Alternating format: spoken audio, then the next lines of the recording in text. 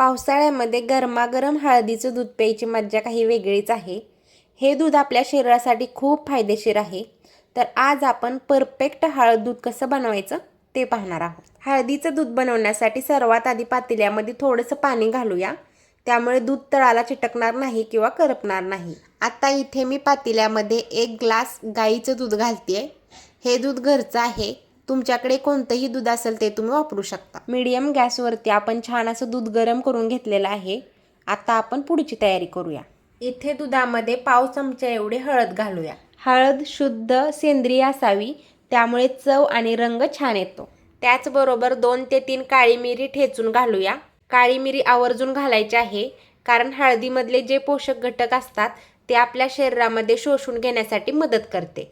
हळदीच्या दुधाला छान असा सुगंध आणि चव येण्यासाठी थोडीशी वेलची पावडर घालूया. गोडपणासाठी इथे मी 1 चमचा एवढी साखर वापरते.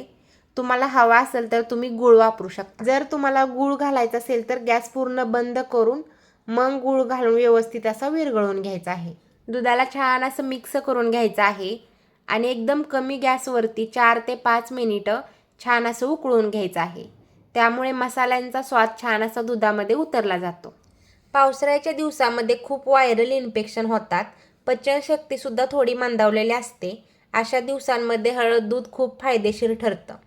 ह्यामुळे रोगप्रतिकार शक्ती वाढते, त्याचबरोबर पचनशक्तीसुद्धा वाढते आणि चांगल्या झोपेसाठी खूप उत्तम असं आहे. लहान मुलांपासून ते मोठ्या माणसांपर्यंत सर्वांनीच हळद दूध प्यावं, कारण खूप फायदेशीर आहे. आपण 1 आठवडा जरी हळद दूध घेतलं तरी आपल्याला नक्कीच फरक जाणवतो. मस्त असं आरोग्यदायी हळद दूध तयार आहे.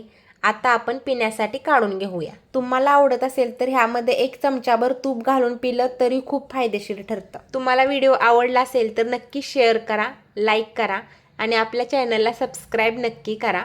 भेटूया अशाच पुढच्या व्हिडिओमध्ये. धन्यवाद.